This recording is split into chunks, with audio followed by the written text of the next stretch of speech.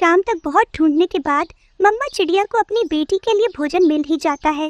वो सोच रही थी आज उसकी बेटी मीठा सेब खाकर बहुत खुश होगी, मगर उसी समय पीछे से कालू तेजी से आता है और चिड़िया का सेब छीनकर वहां से भाग जाता है। चिड़िया वहीं बैठकर रोने लग जाती है। मुझे बहुत मेहनत से ये फल मिला था, अब मैं अपनी बेटी को क्या खिलाऊंगी। फिर रोती हुई चिड़िया कालू के घर जाती है। गौरी, ये लो और जल्दी से ये फल छुपा दो, मैं ये फल चिड़िया से छीन कर लाया हूँ।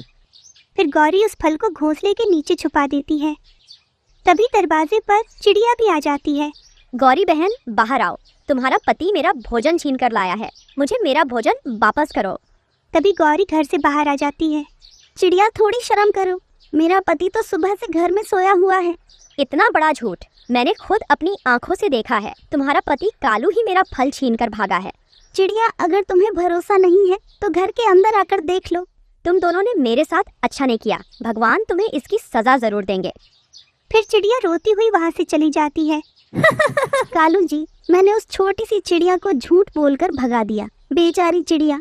तो फिर जल्दी से फल बाहर निकालो, अब तो मजे से पार्टी करेंगे। चिड़िया रोते हुए अपने घर की तरफ जा रही थी, तभी उसे किसी की आवाज सुनाई देती है। छोटी चिड़िया इधर आओ, मेरी मदद करो छोटी चिड़िया। फिर चिड़िया उस पेड़ के पास चली जाती है। चिड़िया, मेरे पत्ते बहुत गंदे हो गए हैं, उन गंदे कौवों ने पोटी कर करके मेरे सारे पत्ते गंदे कर दिए। अगर तुम मेरे पत्ते साफ करोगी तो मैं तुम्हें एक जादुई पतीली दूंगा, जिससे तुम कुछ भी बनाकर खा सकती हो। ये सुनकर चिड़िया बहुत खुश हो जाती है। फिर चिड़िया नदी से पानी लाकर पेड़ के सारे पत्ते साफ कर देती है। धन्यवाद चिड़िया, अब मुझे खुलकर सांस आई है। ये जादुई पतीली अपने घर ले जाओ, इस जादुई पतीली से जो भी भोजन मांगोगी ये उसी भोजन से भर जाएगी। मेरी मदद करने के लिए आपका धन्यवाद पेड़ अंकल। फिर चिड़िया वो पतीली लेकर अपने घर चली जाती है। मम्मा क्या हुआ, आज भी भोजन नहीं मिला क्या?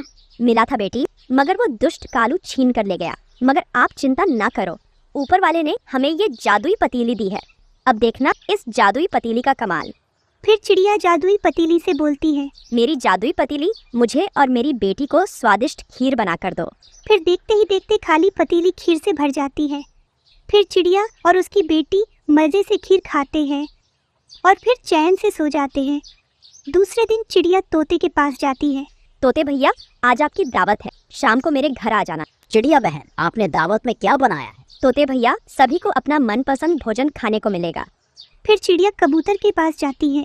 कबूतर भैया, आज शाम को आपकी मेरे घर दावत है। ऐसे चिड़िया बुलबुल को भी बता देती है। तोते, आज भोजन लेने नहीं जाओगे क्या? चलो साथ में भोजन लेने चलते हैं। नहीं गौरी, मैं नहीं जाऊंगा, आज शाम को मेरी चिड़िया के घर दावत है, मैं तो चिड़िया के घर जाकर स्वादिष्ट खीर खाऊंगा। तोता ऐसे बताकर वहाँ से चला जाता है। ये चिड़िया किस खुशी में सबकी दावत कर रही है। फिर गौरी कबूतर के पास जाती है। कबूतर भैया, चलो साथ में दाना लेने चलते हैं। गौरी, तुम जाओ दाना लेने, मेरी तो आज चिड़िया के घर दावत है, मैं तो आज मजे से खिचड़ी खाऊंगा। ये सब सुनकर गौरी तो जल जाती है।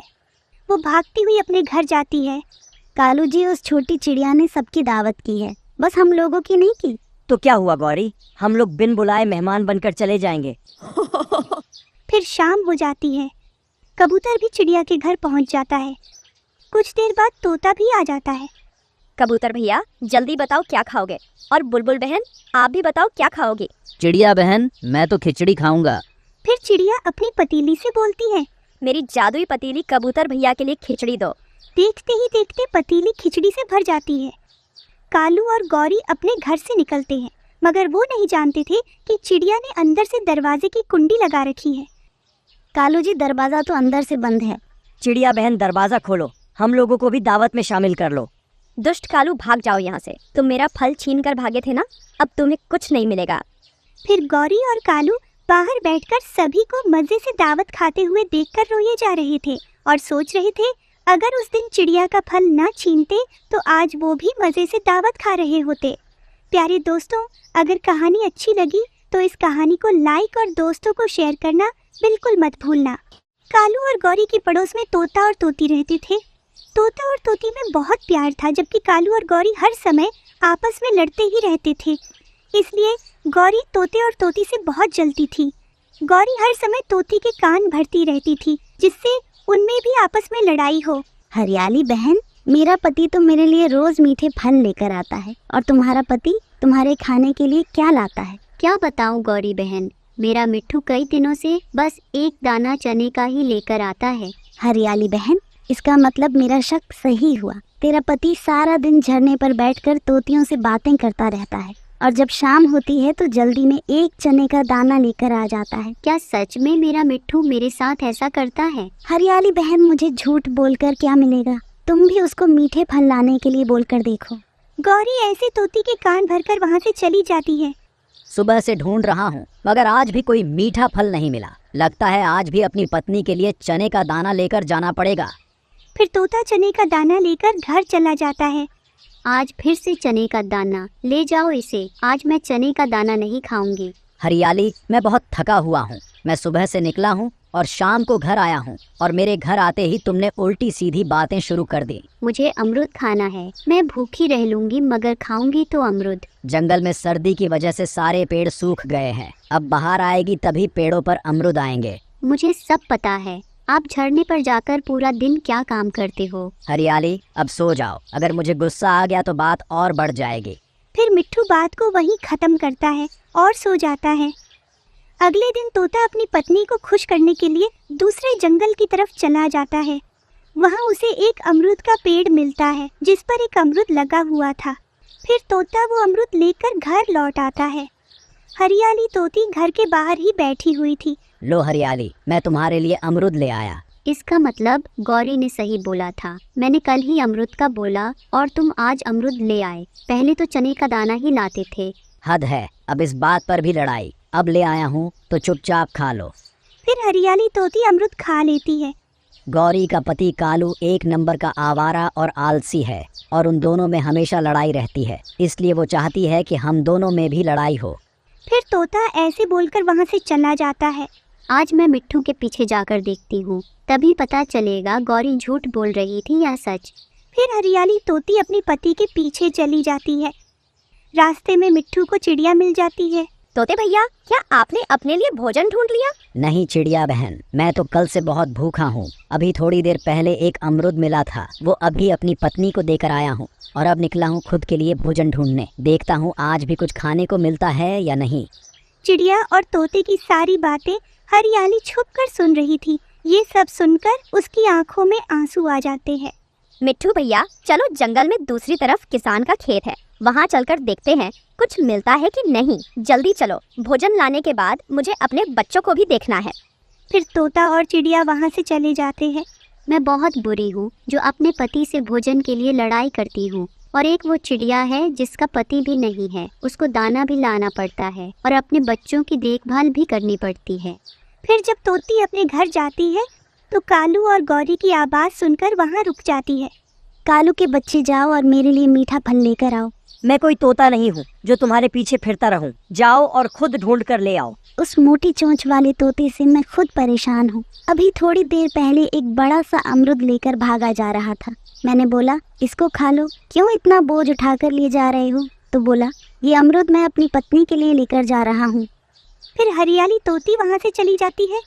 वो सीधा अपने घर जाती है और बहुत बेचैनी से तोते का इंतजार करने लगती है। शाम को उसका पति कुछ बेरी लेकर घर लौट कर आता है। हरियाली देखो, आज मैं क्या लाया हूँ। आज मैं तुम्हारे लिए बेरी का फल लाया हूँ। मगर हरियाली की आंखों में आंसू देखकर तोता परेशान हो जाता है। हरियाली, मुझे पता नहीं था कि तुम्हें बेरी पसंद नहीं है। अब चुप हो जाओ, मैं कल फिर से अमरूद ले आऊँगा। मिट्ठू जी, मुझे माफ कर दो, मैं उस गौरी की बातों में आ गई थी। ये बेरी आप खा लो, मुझे पता है आप भूखे हो। मैंने चिड़िया और आपकी बातें सुन ली थी। हरियाली, अगर आपको लड़ाई करने से मुझ पर इतना प्यार आता है तो कभी कभी लड़ाई भी अच्छी है। फिर वो दोनों पति पत्नी मीठी नींद सो जाते हैं। प्यारे दोस्तों, अगर कहानी अच्छी लगी तो इस कहानी को लाइक और दोस्तों को शेयर करना बिल्कुल मत भूलना। आपका धन्यवाद। कालू कौवे की पत्नी को मरे हुए अभी कुछ ही दिन हुए थे। तभी चिड़िया कालू के पास आकर कहती है, कालू भैया, आप इस छोटे बच्चे को अकेले कैसे पालोगे? मेरी मानो आप दूसरी शादी कर लो, नहीं तो आपको बच्चे को पालने में बहुत परेशानी होगी। नहीं चिड़िया, सौतेली माँ बच्चों पर बहुत अत्याचार करती है। मैं दूसरी शादी नहीं करूँगा। फिर चिड़िया और कालू भोजन लेने के लिए वहाँ से चले जाते हैं। कालू का छोटा सा बच्चा अपने घोंसले में बैठा हुआ आसमान की तरफ देख रहा था। वो बहुत डरा हुआ था। चिड़िया और कालू भोजन ढूंढ रहे थे। तभी चिड़िया को आसमान में एक चील नजर आती है जो कालू के घोंसले की तरफ जा रही थी। कालू भैया देखो, चील आपके घोंसले की तरफ जा रही है। मेरा बच्चा बहुत छोटा है चिड़िया, मुझे जल्दी जाना होगा। ऐसा बोलते हुए कालू अपने घोंसले की तरफ भागता है। वो चील कालू के बच्चे को खाने ही वाली थी। तभी कालू भागता हुआ आ जाता है। भागो यहाँ से दुष्ट चील, नहीं तो मैं तुम्हारा सिर फोड़ दूंगा। कालू के हाथ में डंडा देखकर चील डरकर वहां से भाग जाती है। कालू अपने छोटे बेटे को अपने पंखों में छुपा लेता है। ऐसे ही कुछ दिन गुजर जाते हैं। फिर एक दिन कालू चिड़िया और कबूतरी से कहता है, चिड़िया, उस दिन मेरा बेटा बहुत मुश्किल से बचा था। अगर मैं समय से ना आता तो वो जालिम चील मेरे बेटे को खा जाती। कालू भैया, इसीलिए तो मैंने आपसे दूसरी शादी करने के लिए बोला था। चिड़िया, मैं इसीलिए तो तुम्हारे पास आया हूँ। अब तुम मेरी दूसरी शादी करवा ही दो। मेरी एक जानने वाली कौवी है, उसका नाम पिंकी है। वो तुमसे शादी तो कर लेगी, मगर उसकी एक शर्त है। कैसी शर्त है, बताओ मुझे। वो तुम्हारे बच्चे को अपने घोंसले में नहीं रखेगी। तुम्हें उसके लिए अलग घोंसला बनाना होगा। ठीक है, मैं अपने घोंसले के पास ही दूसरा घोंसला बना दूंगा।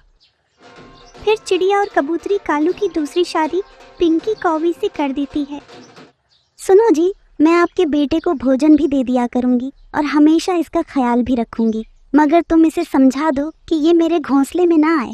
ठीक है, मैं इसे समझा दूंगा।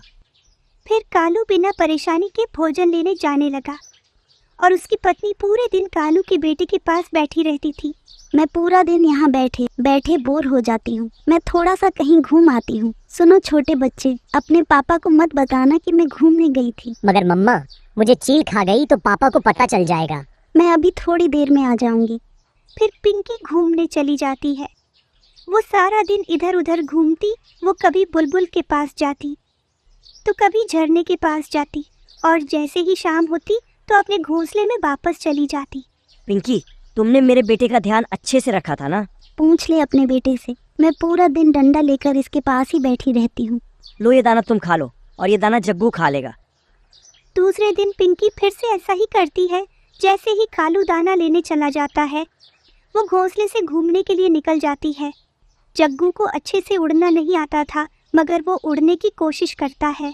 वो गिर जाता है और उसे चोट लग जाती है। जब चिड़िया उसको गिरा हुआ देखती है तो वो जल्दी से उसको अस्पताल ले जाती है। इस बच्चे के सिर में चोट लगी है, मैं इसको दवाई दे देती हूँ, यह जल्दी ही ठीक हो जाएगा।